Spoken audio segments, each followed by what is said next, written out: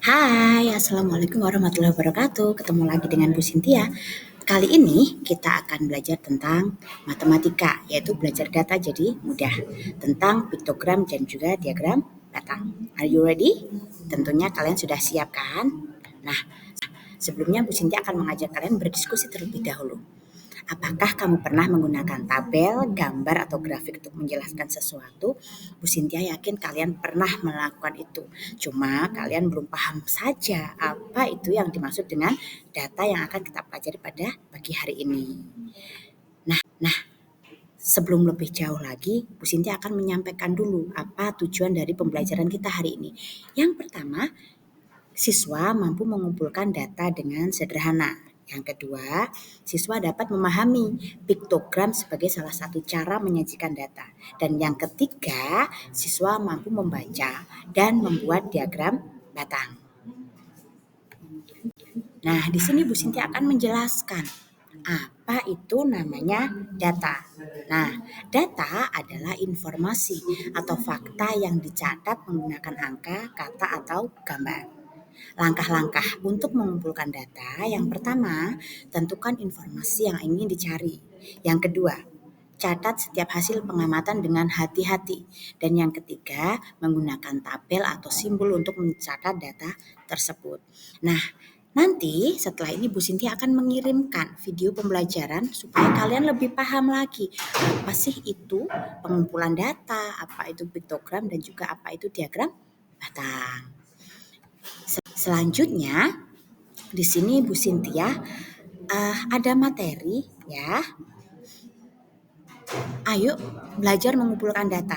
Nah, di sini ada namanya Dewi ya. Di sini Dewi itu sedang menghitung atau mencatat hasil penjualan donat selama 3 hari. Data penjualannya seperti ini.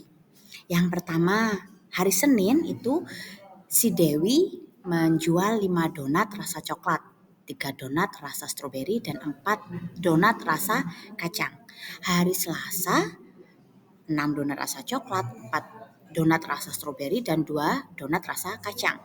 Di hari Rabunya, Dewi itu berhasil menjual 7 donat rasa coklat, 5 donat rasa stroberi, dan 3 donat rasa kacang.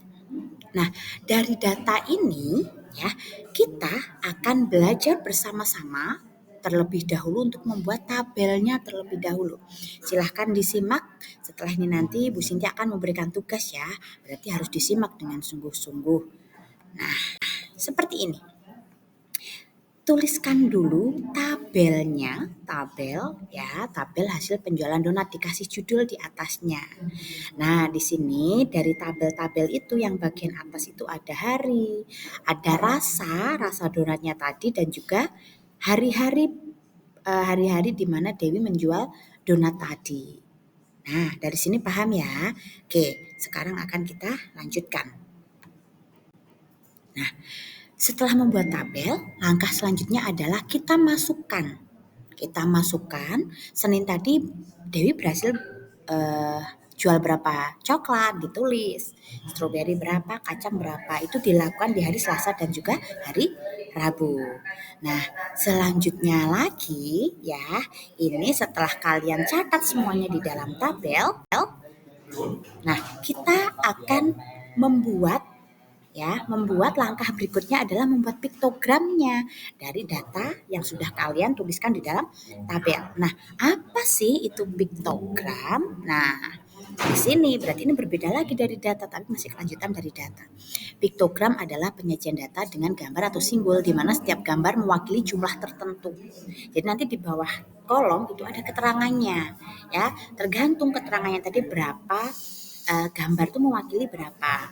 Langkahnya yang pertama, tentukan simbol yang akan digunakan. 2, pastikan setiap simbol memiliki nilai tetap, misalkan satu simbol 4 kue. Yang ketiga adalah gunakan gambar untuk menyusun piktogram berdasarkan data. Oke, sudah ya. Nah, selanjutnya di sini. Tada! Tadi ya, yang data yang sudah berupa tabel tadi ya, kita akan simbolkan ya. Satu gambar donat itu akan mewakili 3 donat. Oke, satu gambar donat akan mewakili 3 donat. Next. Nah, di sini ada donat-donat ya, ada donat-donat yang digambarkan di dalam tabel ya yang akan kita tuliskan, akan kita gambarkan nantinya di dalam piktogram yang di bawahnya ya. Selanjutnya, nah dari donat-donat tadi kita akan melihat ini tadi hari Senin tadi berapa donat yang terjual, hari Selasa berapa donat yang terjual, dan hari Rabunya berapa donat yang terjual. Itu kalian tuliskan, tapi di sini itu menuliskannya sudah tidak rasa, tapi berapa jumlah donat yang terjual dalam hari itu. Lalu apa sih manfaatnya dari piktogram? Manfaatnya yang pertama, data itu jadi lebih menarik dan mudah dipahami. Yang kedua, membantu melihat perbandingan dengan cepat. Jadi kalian akan lebih kelihatan, oh berarti tadi yang banyak itu banyak, yang sedikit sedikit, itu akan mudah untuk dibandingkan. Setelah ke piktogram, kita akan ke yang namanya adalah diagram batang. Apa itu diagram batang? Diagram batang adalah grafik yang menggunakan batang untuk menunjukkan jumlah atau frekuensi.